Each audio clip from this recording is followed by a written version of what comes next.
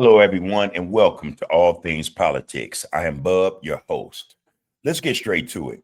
President Trump, the megalomaniac, calls for new leadership in the sovereign nation of the Islamic Republic of Iran, a nation with a population of 92.8 million people, with 95% Shia, 5% Sunni, 300,000 Christian, and 20,000 Jewish worshippers. Since the Iranian Revolution in 1979 that overthrew the monarchy that was backed by the United States, Iran, also known as Persia, and the U.S. have been at odds.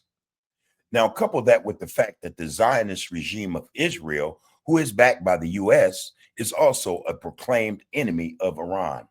It's no secret that the U.S. and Israel have both worked tirelessly, often together, to overthrow the sovereign nation's government for some time now. On June 13th and 14th, 2025, the 12-day war ensued between Iran and Israel. Since the ceasefire, the U.S. and Israel have been exchanging war of words with Iran. In recent times, Iran has been faced with what the nation calls an orchestrated attempt by the U.S. and Israel to overthrow the sovereign nation's leadership. No doubt that there is more to this rapidly developing powder keg than meets the eye. And out of it, what may come is yet to be seen. Just for the audience, I would like to include this clip, give you a little understanding in terms of what's going on in this, what I label the powder keg between Iran and the United States, as well as Israel, I'm pretty sure. So get a bar of this, listen to it carefully.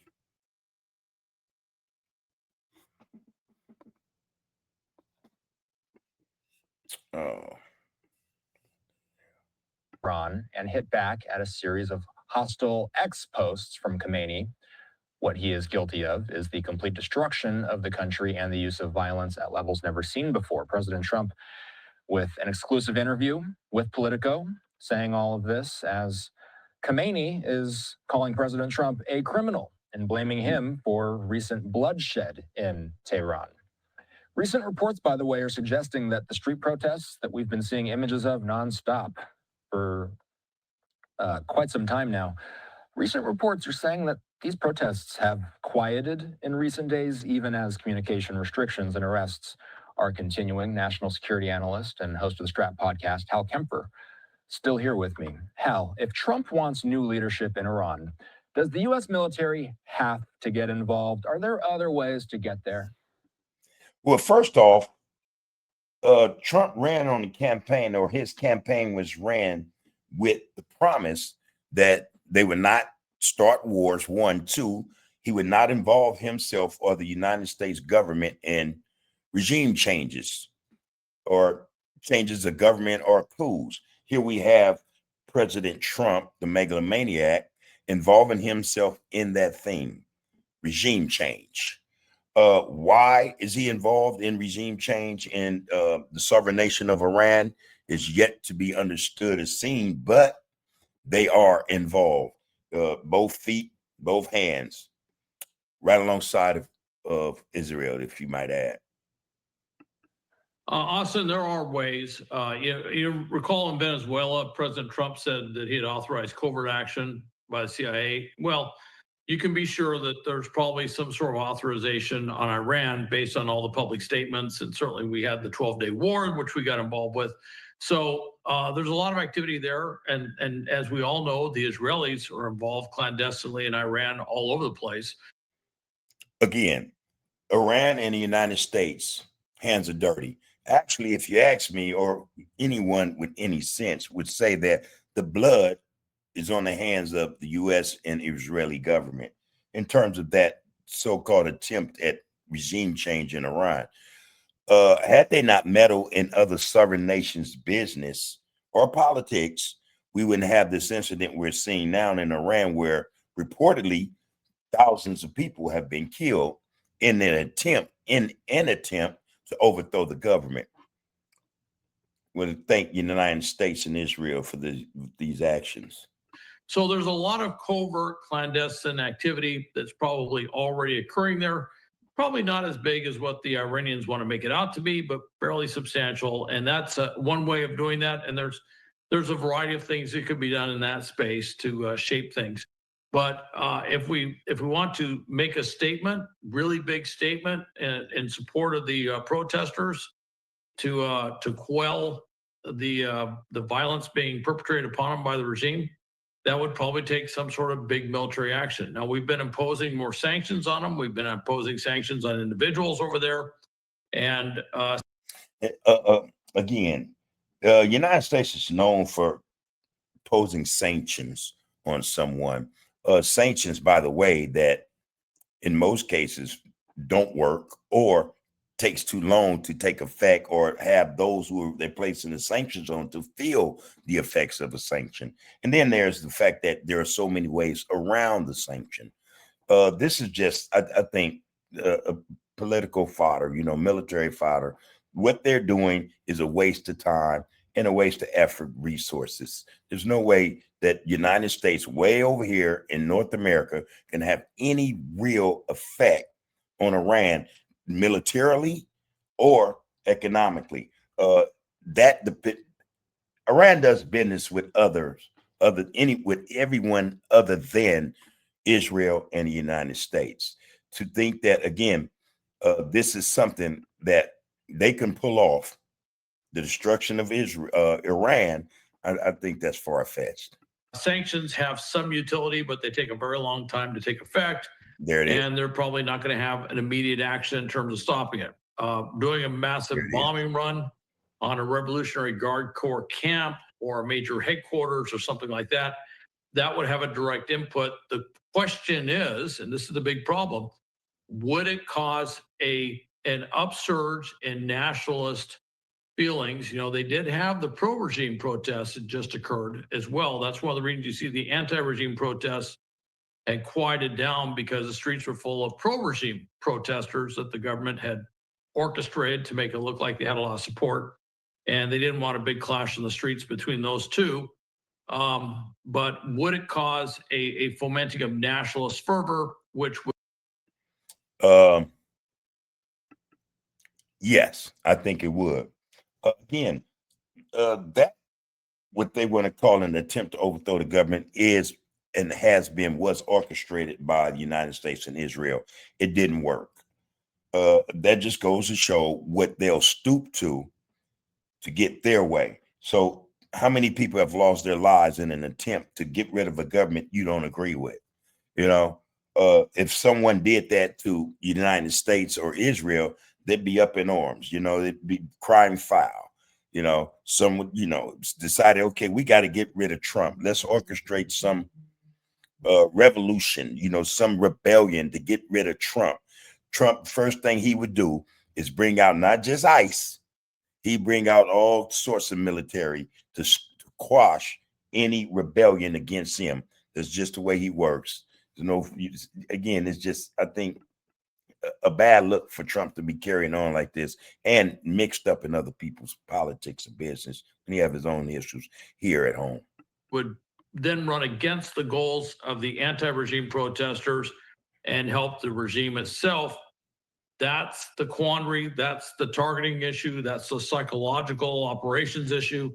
That's everything that we're looking at, which is how do we do it? And then, of course, what means do we have? And of course, what's out there now is that we need more capability. Hence why we have a carrier task force teaming across the Indian Ocean to get there. I don't know. Most AI plugins do all the work for you. This one works with you. Meet Co-Producer, a plugin that finds sound. Khamenei called President Trump a criminal during a televised address. And he is. He is. I mean, that wasn't an exaggeration. President Trump is a criminal. He's a felon. So what was wrong with that? Recently, he's casting the protests as foreign-driven. He's framing recent deaths as being... Anybody with some sense know that this stuff or those protests were orchestrated by Israel and the United States. And again, rightfully so, the blood should be on their hands, not the Iranian government. The result of outside interference rather than domestic anger. This is making me wonder which countries are considered Iran's biggest allies, Hal, and are you hearing from any of those allies? Are they actually buying into what Khamenei is saying? One thing for sure, two things for certain. You go in there messing with him, he's going to have backup. And not only that, but I think that some of Iran's weapons on the same level as America's weapons. And I say that because Iran has been able to capture American weapons, undetonated bombs, their best drones. You know, they have equipment, tanks sent over from Russia for them to study and remake or improve upon. Hypersonic missiles, you know, what they did to Israel, I think wasn't even the tip of the iceberg when they bombed Israel back in June. To tell the truth, I'd like to see what's going to happen in this case, to see exactly how this plays out. Now, be careful what you wish for, because this could possibly lead to a World War III scenario. This is what, you know, the fear should really be about, you know. I don't know that any of them buy into it. I think certainly Putin, Xi, even Kim Jong-un, when he's trying to blame the deaths of the protesters on the United States, even they would consider that rather creative alliteration in terms of trying to somehow, you know, come up with some excuse other than the fact. How would that be creative alliteration? The fact of the matter is, the United States and Israel actually tried to orchestrate an overthrow of the Iranian government by inciting riots against said government. It's not a creation of alliteration. That's not a stretch. Fact that they had, you know, massacred their own people. But if you look, and Israel is killing defenseless Palestinians. United States government here shoot unarmed people every day. Every day. One death is one death too many, especially at the hands of your government. A lot of double speak here. look at CRINC, you know, China, Russia, Iran, North Korea. Those are the biggest, you know, take out the Iran and you got, you know, that's their biggest allies. What he is seeing, what Khamenei is seeing, is that Russia and China really can't do much for him. Obviously, North Korea can't do anything for him at all. Yet these are the countries that he's been leaning on, working with, trading with extensively, you know, shipping arms to extensively, trading intelligence with extensively, and now he's stuck. The other country in that equation is Venezuela, another country that is not in a position to really do much for Iran. And so he doesn't have a lot of allies. And if you look around him, I think what the issue is, it's not necessarily about oil. It's not about the people in the street protesting and they've been mowed down by the Republican Guard. I think it's more about the petrodollar. It's more about the petrodollar, not the oil, but the dollar. The countries he just named, that axis of countries, are all working together to do away with the petrodollar. They're all coming up with different currencies and exchanges of currencies so that they don't have to use the dollar. Do your homework, people. the only country that he can really look to is up to the north, and that's Russia. And Russia's hands are somewhat tied. And of course, part of that is because Russia is completely absorbed with this war in Ukraine. So it's taking away resources, it's taking away a lot of things that otherwise they might be able to dedicate to helping Iran, but they can't do anything. They just simply don't have the military capability or any other capability to really do much. Now I think that's a lie. That's let it be told, you were probably one of the military analysts that said Russia would not be able to last this long because of sanctions you guys put on countries that don't go along with what you see fit. But Russia's been producing its own military hardware, munitions, things of that nature. Also, they have assistance from North Korea. They have assistance from Iran. You know, countries like that have their back. But to say that Russia's hands are full, I think that's an overreach. That's an overreach. You know, whenever the rhetoric between Washington and Iran sharpens, Hal, one of the most common questions I hear from viewers is, what is the likelihood that this will spiral into some sort of larger conflict? How would you respond to that question? And what's the likelihood that the worst case scenario happens? Well, it's interesting you ask that question, because that's exactly what we're hearing about President Trump's deliberations on this. He likes what happened in June in Iran. You know, you hit 3 nuke sites, you hit it with a B-2 Tomahawk missiles, creates this huge thing, and then they get a ceasefire coming out of it. All right, he liked that. Obviously, very enthusiastic about what was just done in Venezuela with the going in there with this operation where we suffered no fatalities of our own. We went in there, we captured Maduro. Again, this is something you got to really consider when you're talking about imperialistic powers running roughshod over sovereign nations. And they'd be the first to say someone did something wrong or scream foul when someone else does something. But they don't look, they're always, that's the hand that's throwing the rock, but trying to hide the hand. Sad. His wife, we brought him to Washington. I mean, literally, they were in New York. Excuse me, sir. How old were you when you made your first million? What is this for? We're trying to get advice for the young. And in detention within 24 hours of their, you know, they went to bed Friday night. We're in detention less than 24 hours of their kidnapping from their sovereign soil. It amazes in Venezuela, and they woke up, and the next time they went to bed was in a detention center in New York. Just an amazing operation across the board. He likes that. He likes that sort of, one could say, one and done. You get in there, you make big effect, and then you work things out without being drawn into a larger conflict. Can't do that in Iran. The problem with Iran is if we attack, hit them, they will retaliate. They are right there on the Gulf. We have bases and installations and lots of personnel up and down Persian Gulf. We have allies up and down the Persian Gulf who do not want to become targets of Iranian retaliation. And it would cause us all sorts of problems if those countries said, hey, look, I'm going to tell you another reason or another way you would hurt yourselves if you attack Iran. The Strait of Hormuz. You attack Iran, they're going to shut down the Strait of Hormuz. By the way, that strait is that's like the exit and entrance to other, you know, geographical locations, continents, so to speak, especially for the Middle East, especially, like he said, allies of the United States who do a lot of trading, oil and stuff, go up and down that strait. A lot of products come out of Europe, go past that strait. That's going to hurt. That's going to hurt. And not just the United States. US, you may have to leave for a while because of whatever happens there. So we're looking at options in terms of what we can do.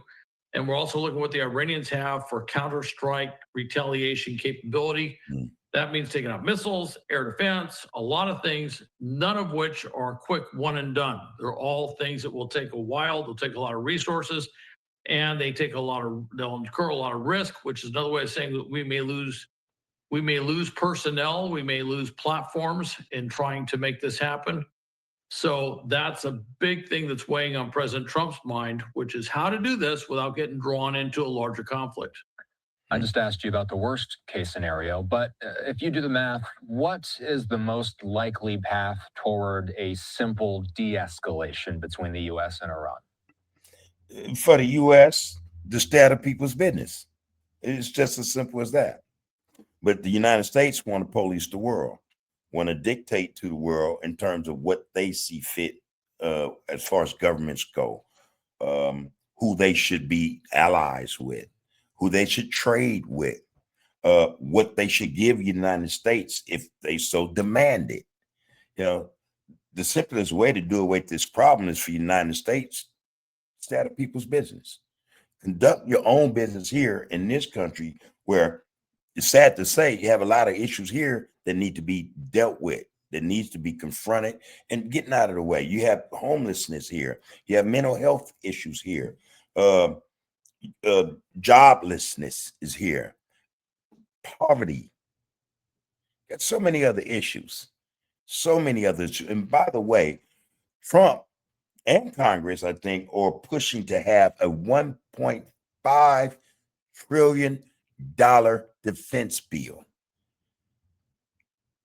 1.5 trillion.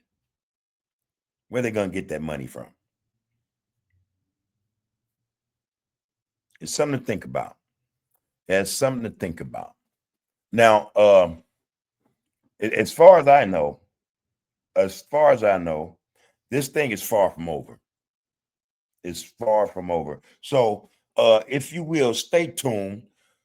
Look for the latest on this issue between the United States and Iran from All Things Politics. Until next time, please leave your opinions in this matter in the comments. Like, share, comment, of course, and subscribe. Thank you for watching. This is All Things Politics. Have a good evening.